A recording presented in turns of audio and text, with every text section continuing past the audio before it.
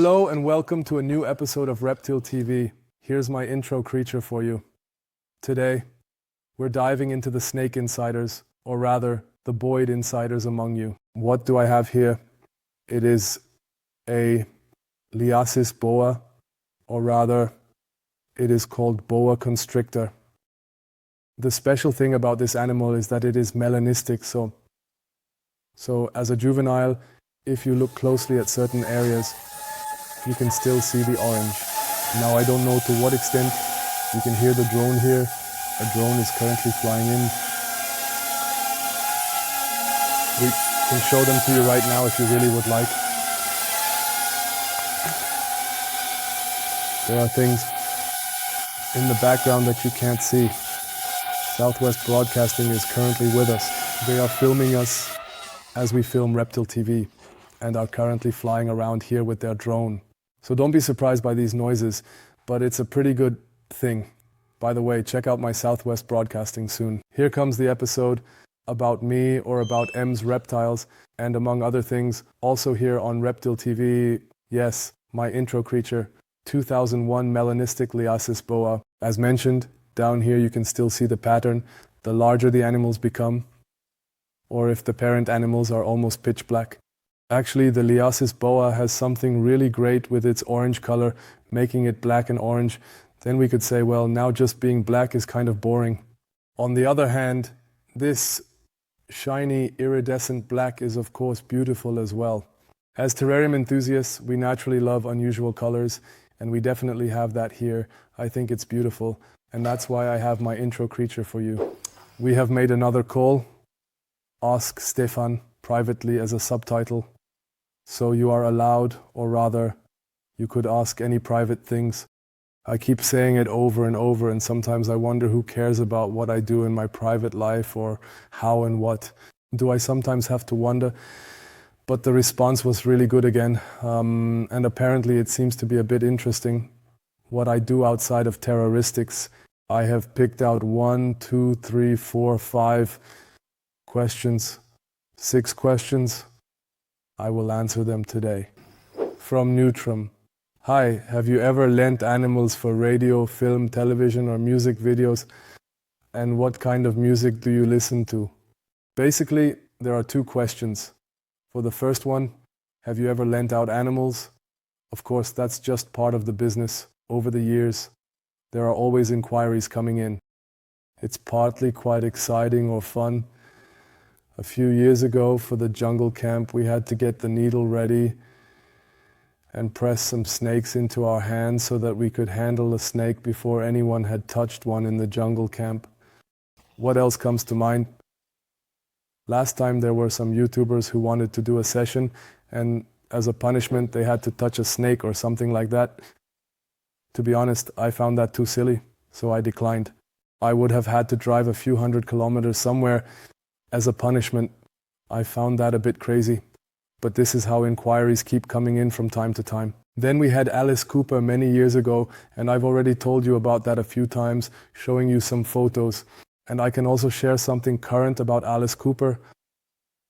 He is currently on his Germany tour and has asked again, Stefan, we currently need another snake from you for the Germany tour. I was so foolish and really asked my veterinary office how it is nowadays when you let such a snake perform on stage. Or rather, Alice Cooper had also inquired beforehand, I believe somewhere in Bavaria, and received a clear no from the veterinarian. And for God's sake, the poor snake and the insane noise on that stage and so on. So the deaf snake, but they were afraid that it would still suffer under the noise. I inquired with my veterinarian, and they were not entirely negative, but they also expressed their concerns.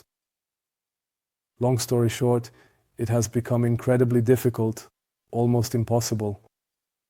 So, if I want to, I would need to submit a second application to my veterinary office to be allowed to present my animals at such an event, or to participate with my animals in such an event.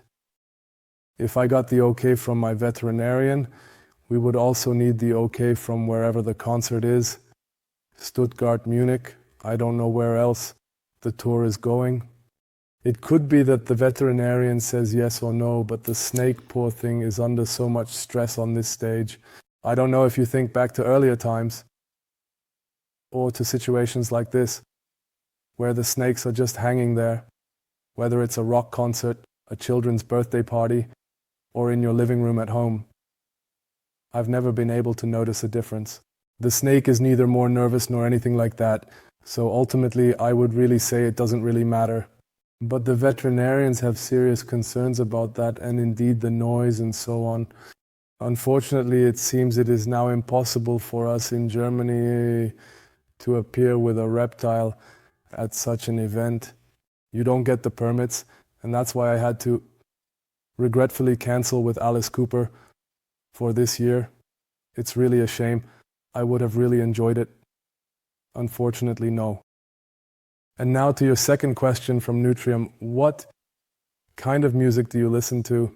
We're not that far from Alice Cooper, so it's all in that direction, you know, with headbanging and heavy music, and it can be quite intense. Well, some people, my wife always says, yes, they just scream now. Exactly, it's great when the right ones are just screaming and it just crashes and bangs, while other people think it's just noise. That's actually really my style. Yes, I like this kind of music. Baron von Arnsvit. Have you ever eaten turtle eggs? If so, what do they taste like and how is the best way to prepare them? And similar to Tesla, have you ever perhaps eaten a reptile? First of all, no to the Baron, I have never eaten turtle eggs. To be honest, I don't think I would eat them either because I don't know of any turtle that exists in large quantities, but maybe. So in the USA, there are farms where they breed red-eared sliders, ornate box turtles and such, really by the thousands every year. I would find it okay to eat the eggs if it's absolutely necessary. However, the red-eared sliders have such small eggs. I don't think that's particularly productive.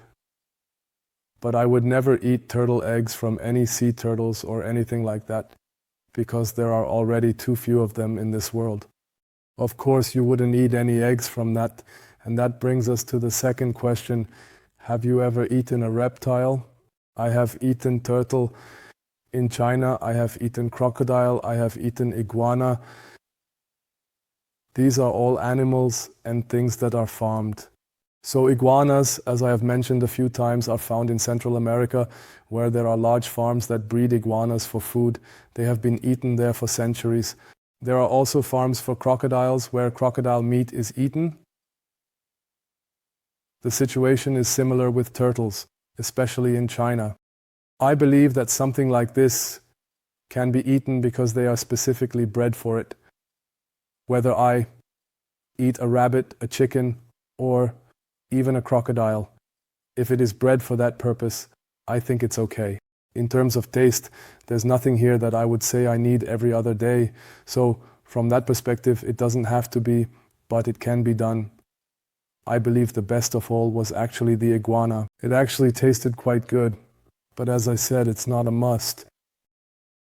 But I think it can definitely be done if it is really bred. Alex Moose Buffle. Hello Stefan, do you like to drink wine? If so, what type of grape variety and region do you prefer? Do you like whiskey or rum or similar? It's definitely not about drinking for effect or getting drunk, but rather about enjoying in moderation. Best regards, keep it up, Alex. Yes, getting drunk can sometimes be quite funny.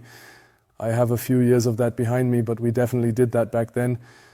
But nowadays, actually, you drank the nail banker from the head. I really find such a good red wine absolutely delicious. I don't have any crazy preferences right now, at this moment. I like Northern Italy or something like that. A Sangiovese, for example, or something similar. I like those. They are light, yet have a nice volume. Amarone is, of course, a really great wine. Spaniards are good. And Portuguese are very good. Yes, I'm not actually a total wine connoisseur, but I do quite like a very nice red wine. With whiskey and rum, less so. Recently, I've had a really good tequila. I find that really delicious. So not the whole salt, lemon, and whoops thing. But really a good tequila that still tastes strongly of agave. I find that very delicious as well. Yes, that really has something to it. I enjoy the alcohol from fish foot every now and then in the evening with a good meal. Do your children also have terrariums? If so, which ones? Best regards from Austria. My son, we did an episode on that, but that was probably almost exactly 10 years ago now. He had a king python in his room for many years, for a long time. At some point during his teenage years, he started to care less about it, and often goes, there are a few different interests involved, and we thought it doesn't help if you don't care about it anyway. Otherwise, I don't have any pets at all except for 2 cats, which I think I have mentioned or shown before. No reptiles either. My children also do not have any reptiles. Regarding my children, one must also consider that they have been growing up with reptiles their entire lives. We live next to each other. The business and the residential building are right next to one another, so they have reptiles around them every day. And for someone like that, I mean, when I was a child, there was a reptile. I don't know. I heard at school that someone in the parallel class is supposed to have a snake at home. So I was sneaking around like, let me be your friend so I can see your snake. It was something like that. For me, it was a sensation. If a child grows up and is confronted with something on a daily basis, there may be some interest there, but it is certainly not fascination or anything sensational. And I think my children feel the same way. That's why they don't need a reptile at home, and that's okay with me. And I don't have to be like, oh, I'm so disappointed. Why aren't you as extremely interested in reptiles as I am? I think this is simply due to the fact that it is no longer as spectacular as it was for me actually as a child. Would you participate in a video interview on the topic of terrorist politics if you were asked? Yes, I would love to participate in a video interview, but in everything related to this topic. Or when there is a discussion on television, God knows where, about the terrible exotics and how one can possibly keep exotics. So anyone who sees this and is looking for someone to chime in, here I am in 21, when I hear and see how a story is being told and false claims are being made. And oh, this poor snake or this poor lizard, what must it be like to be kept in a terrarium? And as I said, at home people probably have dogs, cats, horses, birds, God knows what, but there's always so much emphasis on reptiles. If there are any discussions about it, I would be happy to have the opportunity to speak. I would, of course, be ready to do so at any time. That was the Ask Stefan episode. Thank you for your questions that you send me. As I said, it's really exciting. When I read them, I think, oh, that's interesting, and oh, that's exciting. I, Irma, really enjoy it. Thank you for sending in your questions. Sorry to those I didn't answer. Of course, I can't answer them all. Some I had before, and some were actually too species specific for me, like, what is your favorite reptile? You could have really made it a bit more personal. Yes, thank you for the submissions. Otherwise, if you enjoyed it, give a thumbs up, of course, subscribe to the channel, and stay loyal to me and check out my balls.